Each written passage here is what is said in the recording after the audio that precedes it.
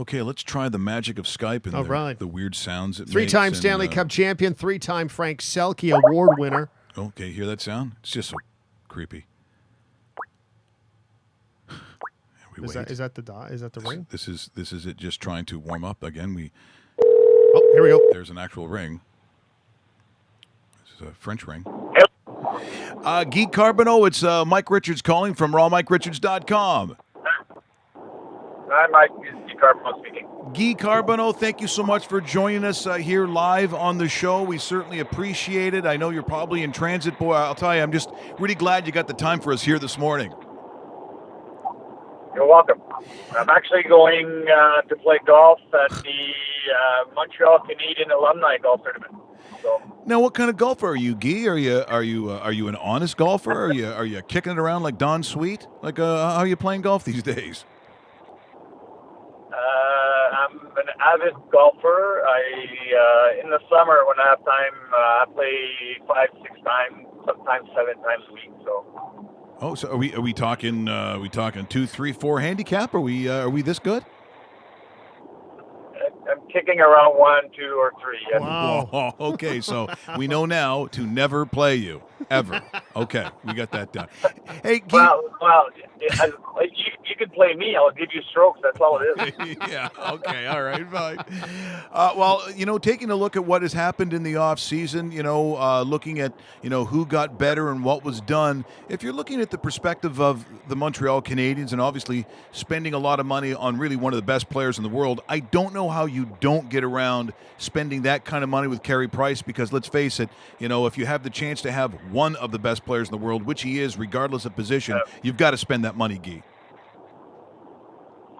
Well, I think Mark Bergevin was in a tough position. I think it's the contract that Kerry signed. It's something that never happened before. I mean, I think Lundqvist was probably one of the highest paid goalie, and he was making around $8 million. So that left a little bit of money to pay somebody else. I think that the league has changed a little bit. It's true that when you don't have a goaltender, you want one. When you have one, you don't want to get rid of him. But paying $10.5 million for a goaltender will definitely impact in the future. It'll be tough for Mark to sign the guys that he needs to score goals. We saw that. I mean, we saw Radulov leave. I like what he did with Drouin, but Kerry could stop a lot of pucks, but somebody's going to have to score some goals. Yeah, certainly has to, Guy. We're in conversation with Guy Carbonneau, 3-time Stanley Cup champion, 3-time Selke Award winner, joining us on the program. You bring up the name Alex Radulov. He signs a deal with the Dallas Stars. How are the Canadian faithful reacting now that it's been a couple weeks after the fact, Guy, that Radulov, who had a very nice year by all standards last year, is no longer a Canadian? What's the reaction right now in the city moving forward? Well, I haven't had the chance to talk to a lot of people about it. I'm sure there's a lot of people that are upset. I mean, we're one of the teams that, or the only team that really gave him a chance last year. I think Mark did a good job bringing him over and signing to a 1-year deal only. But, he did what he had to do. He wanted to come back in the NHL to prove that he was able to play and perform at a high level, and he did that and put himself in a position to sign a really nice contract.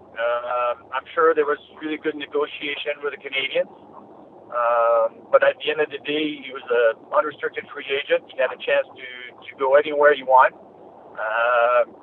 I've heard that the Canadian gave him or offered him the same thing that Dallas did, but was it too late, or you have to and that's the same problem that we have in Canada or even in Montreal. I mean, in Dallas, I play there's only one tax.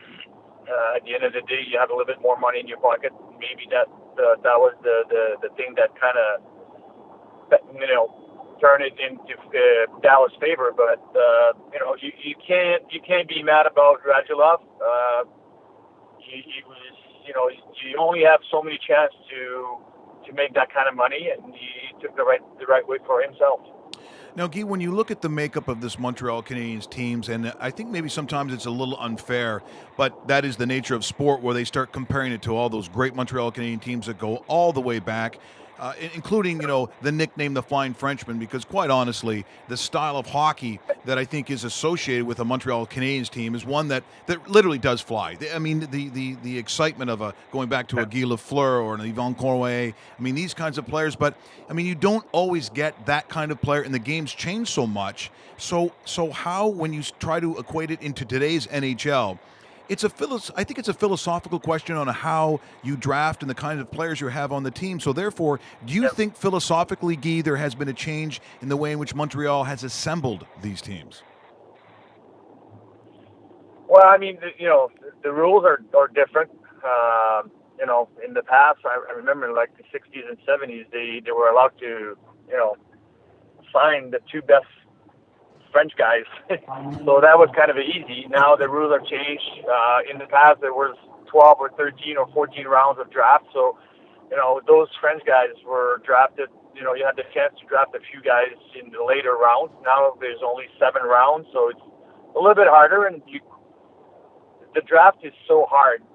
You have to pick a kid that's 18 years old and project what he's going to be in 4, 5, 6, 7 years.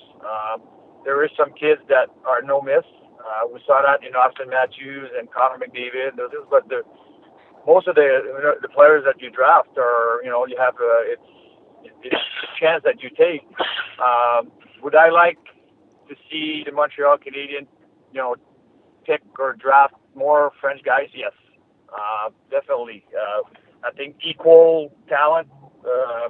I would like to, but I understand the pressure that they have. They're the GM and the scouts and things like that. They're under a lot of pressure of putting a good team on the ice. So things are a lot different than they used to be. Yeah, they certainly are, Guy. I have to ask you about Jonathan Drouin. You brought up, one of the key additions to this Montreal Canadiens roster in an off-season trade with the Tampa Bay Lightning. So you're kind of in that same situation. You're from the province of Quebec, born and raised, drafted by the Canadiens. Yep.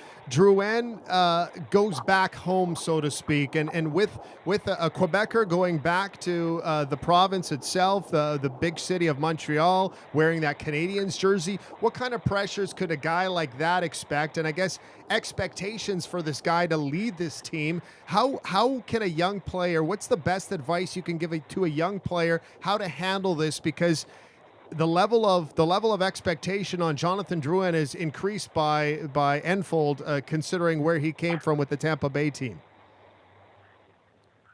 Well, I think there's pressure on every player now. I mean, there's going to be a lot of pressure on Kerry Price, just because he signed a big contract. The same thing with Jonathan Drouin coming in here. It's the kind of kid that the Montreal fans wanted to have.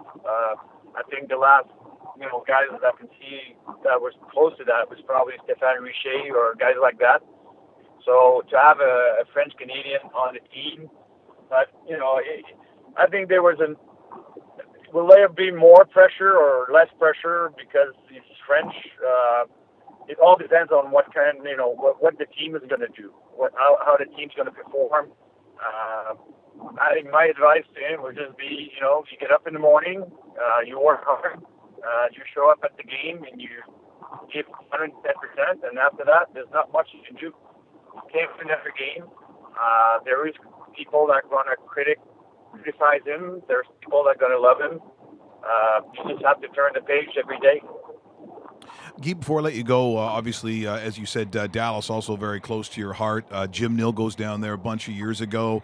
Almost immediately, you can see the change in the organization, and it's maybe not surprising when you look at the resume of a Jim Nill and what he did. That shouldn't be some. Now, last year seemed to be a bit of a drop-off, and people just sort of point the finger to goaltending, but hockey's a lot more than just one position, as we know. Where do you think in the offseason Dallas got better, and what do they need to do to get back to that level? Because there's no question, with what they do down there, Dallas is going to be back at some point. Well, again, you go back to the contract that Kerry Price signed. That was for one guy. Dallas had the same kind of price for two goalies, and they were one of the first team that did that. and there was a lot of expectation on the goaltending. That didn't happen. It wasn't just the goaltending. I think there's some really good players, Tyler Seguin, Ben, Jamie, a couple guys, but injuries are part of the season, and when you have injuries to the wrong people, it can affect the whole lineup. So I think that's what that happened. But I think Jim did a job this summer. He got rid of the two goaltenders and signed I think Bishop, signed Radulov, and I think there's a little youth on defense. Kids that can skate, that can pass the puck, and we'll see what they can do. But I think just the thing that they did in the summer really going to help. Guy, thanks so much for joining us today. Now, I do have to ask this as you are heading out to the alumni tournament. Yeah. Is there someone better in that Canadiens tournament than you? Golf-wise. I don't know. We'll find out today. Hey, Guy, you take care. Thank you so much. Merci beaucoup. All right, Mike. Thanks. What? We just become best friends? Yep.